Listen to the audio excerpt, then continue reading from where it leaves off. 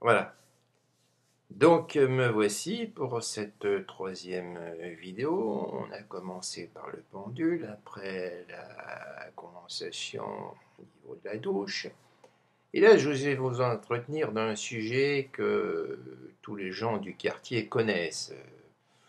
Même la préfecture, même tous les cafés, tout le monde le sait, ça.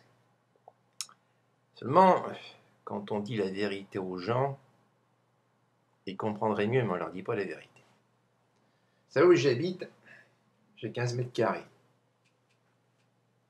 Mon studio, il est bordélique. C'est clair, c'est net et précis. Seulement, ce que les voisins vous disent pas, c'est que M. Gommet, quand il est rentré à la poste, il s'est fait une hernie discale au niveau L4, L3. Il m'est relativement difficile de passer l'aspirateur.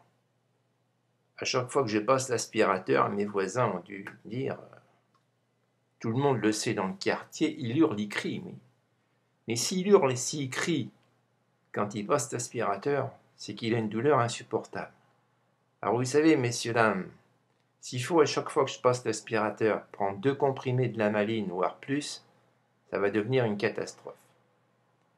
J'ai bien sûr fait appel par l'intermédiaire de la mutuelle des PTT, d'une dame musulmane qui est venue, qui m'a fait 10 heures d'un très bon travail, elle m'a absolument tout nettoyé. Parce que je peux vous dire que j'ai beaucoup de crasse, j'ai beaucoup de choses à enlever, mais je ne peux pas.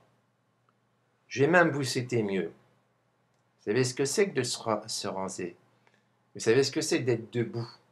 Et bien même des fois, il m'arrive quand je suis assis de rester bloqué au niveau vertébral. C'est-à-dire je ne peux plus me déplacer. Je hurle, c'est-à-dire que les disques intervertébraux se bloquent.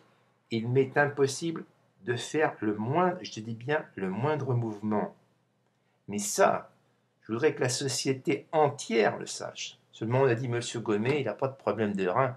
Parce que ce problème d'hernie discale, les cafés à côté ne le savent pas que j'ai une hernie discale. Ils m'ont vu quelques fois avec la canne. Seulement pour moi, c'est un véritable handicap. Même me raser. Il m'arrive quelquefois que quand je me rase, il m'arrive de hurler de douleur en me redressant parce que la colonne vertébrale se bloque.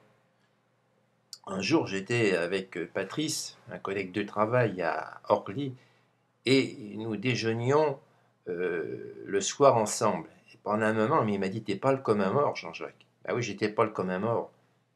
Parce que quand j'étais pour me relever, j'étais assis sur une chaise, mais quand j'étais pour me relever, je me suis mis carrément à hurler si tellement je souffrais. Donc, je m'adresse carrément à ma concierge, à Madame Da Silva, à la société Eiffage, à tous les cadres de la société Eiffage, et je leur dirais que si le studio de M. Gommet Jean-Jacques est bordélique, c'est que malheureusement, son état de santé, je dis bien physique, parce que eux, on va vous dire que c'est du psychologique. De toute façon, ici, c'est que eux, ils ont que la psychologie dans la tête. Mon état de santé physique ne me permet pas de faire mon ménage comme je devrais le faire quotidiennement. Voilà. Donc, la mutuelle générale des PTT, donc, ils sont très gentils. Je vais essayer de redemander. On m'a donné quelqu'un qui est venu. Une femme, elle m'a fait 10 heures de travail gratuitement. Ça, c'est le groupe La Poste qui me le paye. Je vais essayer de passer par la mairie du 13e pour voir si on ne peut pas me faire gratuitement. Parce que malheureusement, moi, je ne peux pas me payer une femme de ménage. Voilà. Je voulais que ça se sache, que si j'ai un studio bordélique, parce que vous savez, dans la société, à la préfecture de police de Paris, il y a ce qu'on appelle le service d'hygiène. Le service d'hygiène, il passe partout. Un service d'hygiène, ils sont au courant que j'ai un studio bordélique. Un studio bordélique, ça peut poser des problèmes, ça peut être dérangeant, ça peut être embêtant quand ça se fait. On va dire c'est un bordel chez lui, bon, il fait pas le ménage. Mais si je fais pas le ménage, il y a un problème.